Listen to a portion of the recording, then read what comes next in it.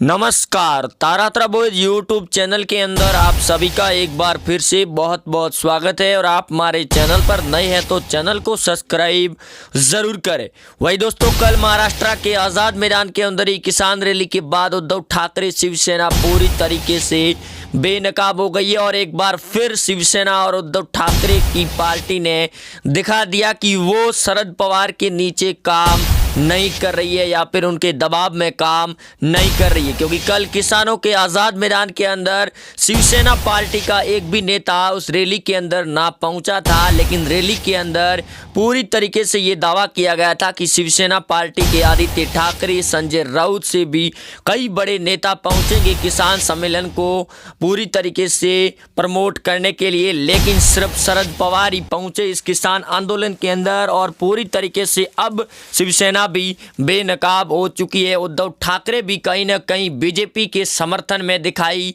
दे रही है। क्योंकि दोस्तों, आपको बता दें कि जब लोकसभा के अंदर कृषि कानून बिल को पारित किया जा रहा था तब वो समर्थन के अंदर थे और लागू करने की बात आई तो उनके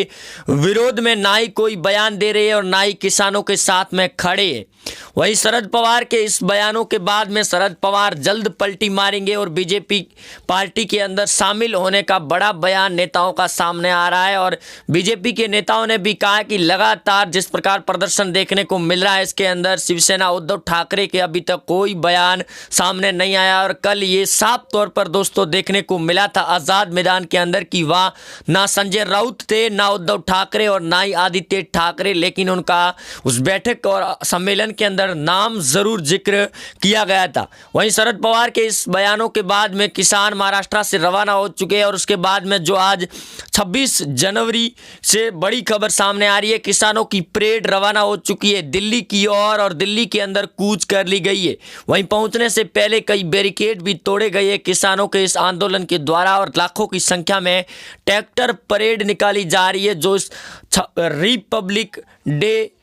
2021 के लेकर। और पीएम मोदी ने भी 3 बड़े फैसले ले लिए इस रिपब्लिक भारत 26 जनवरी के ऊपर ही। उन्होंने दिल्ली के अंदर हुए भाषण के बाद में किसान आंदोलन पर बड़ा एक्शन लेने के आदेश दे दिए, जिसके बाद दिल्ली के अंदर किसानों की ट्रैक्टर की टोलियां पहुंच चुकी है। और जैसा आप देख पा रहे हो ग्राउंड रिपोर्ट के तहत में कि किस प्रकार से दिल्ली और यूपी बॉर्डर के अंदर किसानों ने निकलना शुरू कर दिया है। दिल्ली के अंदर ट्रैक्टर परेड निकाली जाएंगी और जिस स्थान से वो रवाना हुए वापस शाम तक उसी स्थान पर लौटकर फिर से धरना प्रदर्शन शुरू किया जाएगा। वहीं आज 26 जनवरी 2021 के अंदर पीएम मोदी के भाषण के बाद गृह मंत्री अमित शाह और भी कई ज़्यादा बड़े एक्शन लेने की तैयारी में महाराष्ट्र सरकार और उद्धव ठाकरे के ऊपर राज्यपाल भी जल्द बड़ा एक्शन लेने की तैयारी में है। क्योंकि शरद पवार ने कल के हुए इस किसान आंदोलन के अंदर संगठन में बयान ये भी दिया था कि राज्यपाल के पास में कंगना रनौत से मिलने का समय होता है लेकिन किसानों से मिलने का समय नहीं है। लेकिन शिवसेना और सामना मुखपत्र के अंदर अभी तक किसान आंदोलन को लेकर एक भी कोई बयान नहीं छापा गया। यहाँ तक कि जहाँ सुभाष चंद्र बोस की जयंती को लेकर ममता बनर्जी के जय श्री राम के नारे पर चिड़कने पैदा की गई थी, इसको लेकर जरूर शिवसेना सामना मुखपत्र के अंदर अपना पैराग्राफ छापकर केंद्र सरकार और ममता बनर्जी पर भड़ास निकाली थी। वहीं दिल्ली से लगाकर यूपी और पंजाब के बॉर्डर पर किसानों की परेड रवाना हो चुकी है और इसके अंदर कांग्रेस पार्टी से लगाकर विपक्ष की पार्टियां भी लगातार बड़े जोरों शोरों पर आंदोलन भी कर रही है कृषि कानून बिल को वापस लेने के लिए। लेकिन किसानों की जो परेड रवाना हो चुकी है दिल्ली से वो अब बड़े तौर पर उग्र होती हुई नजर भी आ रही है। दूसरी ओर भारतीय सेना ने तैयारियां कर ली है चीन को कड़ा जवाब देने के लिए। तो दूसरी ओर राहुल गांधी ने सेना अधिकारियों को लेकर एक विवादित बयान दिया था, उसके बाद में सेना के अधिकारी नाराजगी भी जाहिर कर रहे हैं और राहुल गांधी से माफी मांगने के लिए भी कहा जा रहा है, जो जल्द बड़ा एक्शन भी हो सकता है राहुल गांधी और कांग्रेस पार्टी के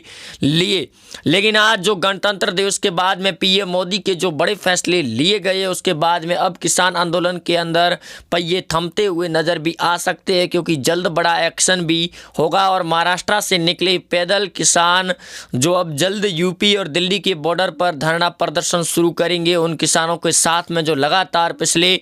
करीब 2 महीनों से डटे हुए किसान कृषि कानून बिल के विरोध में और जहां एक तरफ से सोनिया गांधी से लगाकर प्रियंका गांधी ने भी अब आंदोलन को और ज़्यादा उग्र बनाने की तैयारियां शुरू कर दी है। और दिल्ली के अंदर जो आज किसान परेड होगी, इसको लेकर भी कई बड़े बयान सामने आ सकते हैं। कृषि कानून बिल को लेकर नया मोड़ सामने आ सकता है और पीएम मोदी जल्द बड़ा एक्शन लेने की तैयारी में भी दिखाई दे सकते हैं। रिपब्लिक भारत के बाद में अब जो ये पूरी तरीके से 26 जनवरी का पर्व भी मन चुका है और अब बड़ा एक्शन लेने की तैयारी में है, क्योंकि शांतिपूर्ण तरीके से जहां किसानों के द्वारा जो आंदोलन किया जा रहा है, इसको लेकर भी पीएम मोदी जल्द कुछ बड़ा फैसला भी लेंगे। और गृह मंत्री अमित शाह के फैसलों के बाद में पूरी तरीके से किसान आंदोलन के अंदर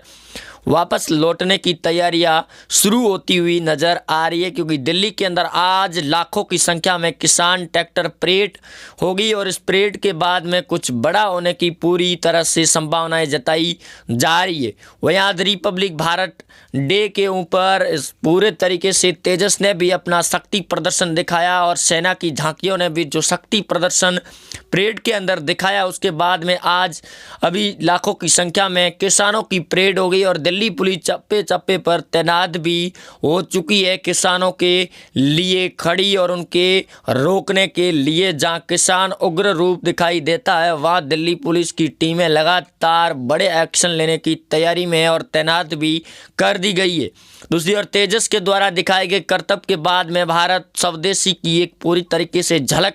देखने को मिली 26 जनवरी के इस गणतंत्र दिवस के ऊपर। और इस दौरान महामहिम राष्ट्रपति रामनाथ कोविंद भी नजर आए, लेकिन विपक्ष की पार्टियों का कोई बड़ा नेता सामने नजर नहीं आया और पीएम मोदी भी काफ़ी ज़्यादा मायूस नज़र भी आ रहे थे, क्योंकि अभी हाल ही में पूरे देश के अंदर जो संकट निकल कर आया था, उस संकट से उबरने के बाद अब किसानों का इस कृषि कानून बिल के विरोध में जो संकट देखने को आया है, इसके बाद पीएम मोदी भी अब जल्द कुछ बड़ा फैसला ले सकते हैं किसानों के इस आंदोलन को लेकर। या तो कृषि कानून बिल वापस लिए जा सकते हैं या फिर इन्हें किसानों को वहां से भगाया जा सकता है। लेकिन जहां महाराष्ट्र में उद्धव ठाकरे की सरकार को लेकर सवाल खड़े हुए, उसके बाद शरद पवार जल्द पलटी मारेंगे और शिवसेना के लिए ये बड़ा झटका भी हो सकता है महाराष्ट्र के अंदर, क्योंकि शरद पवार ने पूरी तरीके से तैयारियां शुरू कर दी है और जल्द इस बीच में बड़ा एक्शन भी होगा। और राज्यपाल भगत सिंह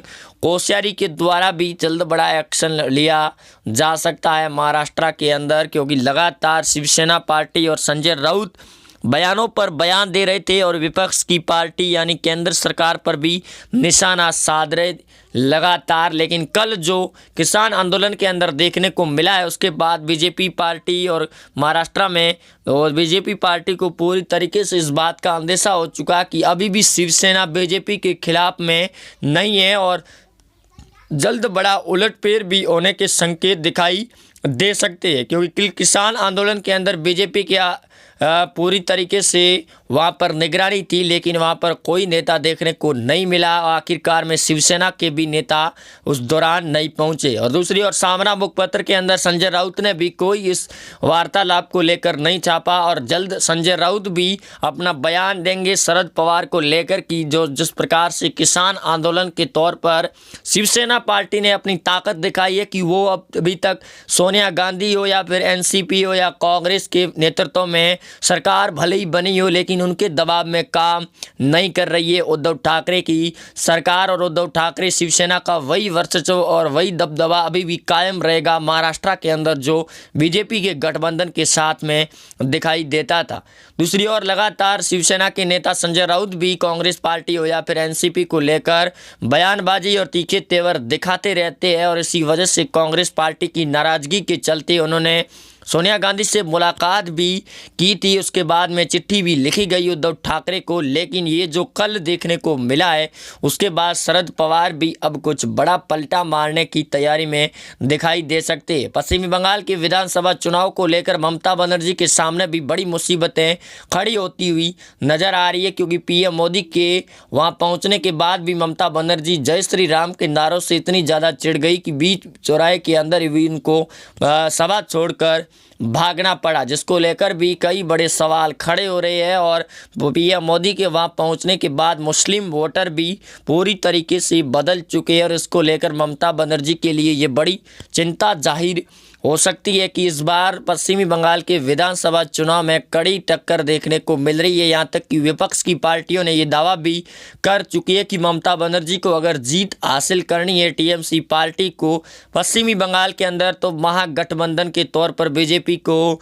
टक्कर देनी होगी, अन्यथा इस बार बड़ा झटका होगा ममता बनर्जी के लिए, क्योंकि लोकसभा चुनाव के अंदर भी बीजेपी पार्टी का जहां वर्चस्व स्थापित नहीं था वहां पर भी 20 लोकसभा की सीटें निकालकर सामने लेकर आ गई। तो इस बार विधानसभा चुनाव के अंदर लगातार इस बात का दावा किया जा रहा है ओपिनियन पोल और सर्वे के मुताबिक कि ममता को इस बार हार का मुंह देखना पड़ सकता है और टीएमसी के लिए ये बड़े झटके की बात भी होगी। लेकिन शिवसेना पार्टी भी इस बात ममता बनर्जी के समर्थन में उतरी हुई है कि पश्चिमी बंगाल की शेरनी और बागिन जल्द सड़कों पर उतरेगी और कड़ी टक्कर देगी भाजपा पार्टी और बीजेपी को लेकर, क्योंकि लगातार भाजपा पार्टी अब दबाव बना रही है जहां भाजपा की सरकार स्थापित नहीं है, क्योंकि सीएम योगी लगातार बड़े से बड़े फैसले ले रहे हैं। तो उनके ही नक्शे कदम पर मध्य प्रदेश के मामा शिवराज सिंह चौहान भी चल पड़े और ऐसा ही आज गणतंत्र दिवस पर भी देखने को मिला था, जहां झांकी के अंदर अयोध्या राम मंदिर का झांकी के अंदर दिखाई